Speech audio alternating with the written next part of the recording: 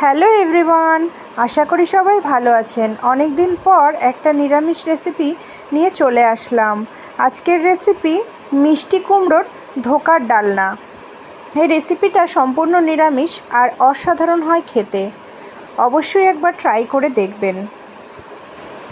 আমি এখানে ধোকা বানানোর জন্য হাফ কাপ ছোলার ডাল নিয়ে নিয়েছি। 4-5 ঘন্টা ভিজিয়ে রেখে জল ঝরিয়ে নিয়েছি। এরপর মিক্সিতে নিয়ে নিলাম। এর মধ্যে দিয়েছি 2 কাঁচা লঙ্কা আর 1 ইঞ্চি আদার টুকরো আর সামান্য একটু নুন দিয়ে আর সামান্য একটু জল দিয়ে এটার একটা মিহি পেস্ট তৈরি করে নিলাম। আমি এখানে 500 গ্রাম কুমড়োকে এরকম ছোট ছোট করে ডুমো ডুমো করে কেটে নিয়েছি। আর নিয়েছি 3টে আলু, এরকম লম্বা লম্বা করে কেটে নিয়েছি। যে কোনো শেপেই কেটে নেওয়া যেতে পারে। এবার কড়াই গরম করে তার মধ্যে আমি 2 চামচ সর্ষের তেল দিয়ে দিলাম। তেল ভালো মতন গরম হয়ে গেলে তার মধ্যে 1 চামচ কালো জিরে দিয়ে দেব। এবার কেটে রাখা কুমড়োগুলো এর মধ্যে আমি দিয়ে দিচ্ছি।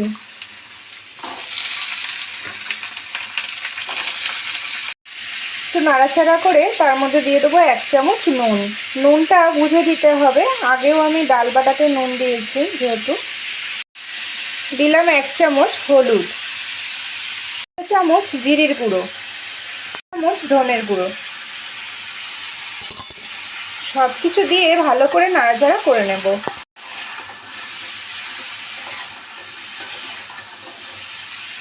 নাড়াচাড়া করে নিয়ে আমি কিছুক্ষণের জন্য এটাকে ঢেকে দেবো সেদ্ধ হওয়ার জন্য। যাতে তলায় লেগে না যায় তাই ঢাকাটা খুলে আমি এখানে 1 চামচ মতন জল দেব। বেশি জল দিলে ঝোল হয়ে যাবে, তাই অল্প একটু জল দিতে হবে। এটা একদম শুকনো শুকনো গা মাখা মাখা হবে। ঢাকাটা খুলে নিলাম। কুমড়ো আমার সম্পূর্ণ সেদ্ধ হয়ে গেছে। এবার ভালো করে ম্যাশ করে নেবো। একটা হাতা বা খুন্তির সাহায্যে ভালোভাবে ম্যাশ করে নিতে হবে। কুমড়োটা ম্যাশ করার পর এর মধ্যে দিয়ে দেব যে ডাল বাটাটা করে রেখেছিলাম, সেই ডাল বাটাটা দিয়ে দেবো। ডাল বাটাটা দিয়ে ভালো করে মিশিয়ে নেব। কড়াইয়ের গা ছেড়ে আসলে মিশ্রণটা আমি একটা থালার মধ্যে ঢেলে নেব। আমি এখানে চিনি ব্যবহার করিনি, যেহেতু মিষ্টি কুমড়ো দিয়ে করেছি। আপনাদের যদি মনে হয় আপনারা সামান্য একটু চিনি এখানে অ্যাড করতে পারেন। মিশ্রণটা একটা থালার মধ্যে আমি ঢেলে নিলাম। আগে থেকেই আমি ঘি মাখিয়ে রেখেছিলাম থালাটার মধ্যে। পুরো মিশ্রণটা আমি থালার মধ্যে ছড়িয়ে দিলাম। এবার এটাকে ঠান্ডা হতে দেব। আদা, 3টে কাঁচা লঙ্কা, একটা টমেটো আর 1 চামচ গোটা জিরে, এগুলোকে আমি পেস্ট করে নেব।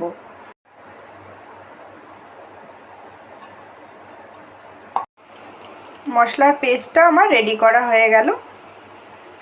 ধোকার মিশ্রণটা আমার ঠান্ডা হয়ে গেছে। এবার আমি এটাকে পিস পিস করে কেটে নেব।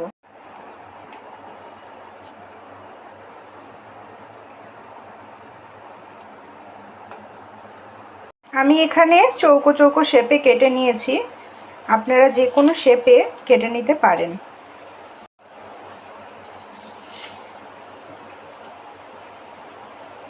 দেখুন ধোকাগুলো কি সুন্দর সেট হয়ে গেছে। এরকম করে পিস পিস করে কেটে নিতে হবে। বেশি মোটা করা যাবে না, এরকম থিকনেসটাই রাখলে ঠিক হবে। সর্ষের তেল গরম করে নিলাম আমি কড়াইতে। আমি সর্ষের তেলেই রান্নাটা করব, আপনারা চাইলে সাদা তেলেও করতে পারেন, তবে সর্ষের তেলে করলে স্বাদটা বেশি ভালো হয়। ধোকাগুলো আমি এক একটা করে ভেজে নেব। এবার লাল করে ভেজে তুলে নেব আমি ধোকাগুলোকে। লো আঁচে ধোকাগুলোকে ভেজে নিতে হবে। লাল লাল করে ভাজা হয়ে গেলে এগুলোকে তুলে একটা অন্য পাত্রে রেখে দেবো।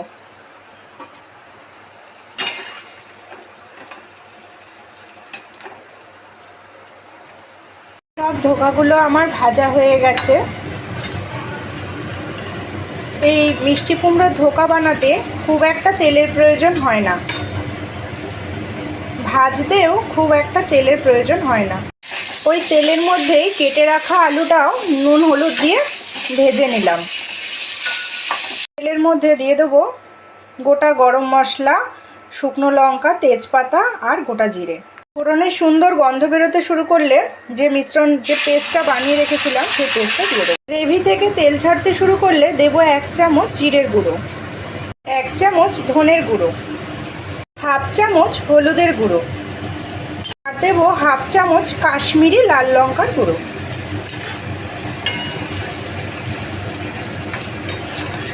গ্রেভি থেকে তেল ছেড়ে আসলে দিয়ে দেবো 1 চামচ কাসুরি মেথি। এটা দিয়েও ভালো করে একটু কষিয়ে নেব। এবার আলু দিয়ে ভালো করে কষিয়ে নেব মশলার সাথে। দিয়ে দেবো পরিমাণ মতো নুন। সম্পূর্ণ কষানো হয়ে গেলে এবার আমি এর মধ্যে গ্রেভির জন্য জল দিয়ে দেবো। এখানে গরম জল ব্যবহার করলেই বেশি ভালো, স্বাদটা বেশি ভালো হয়। এবার ঢাকা দিয়ে রেখে দেবো আলুটা সেদ্ধ হওয়ার জন্য। ঝোল ফুটে উঠলে এক এক করে ধোকাগুলো ঝোলের মধ্যে দিয়ে দেবো।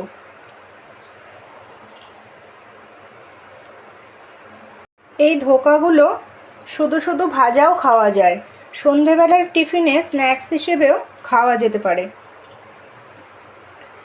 এটা খেতে এতটাই সুস্বাদু হয় যে একবার বানালে বারবার বানাতে ইচ্ছে করবে।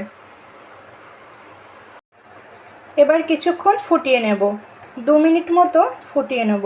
খুব বেশি ঝোল এটা টেনে নেয় না।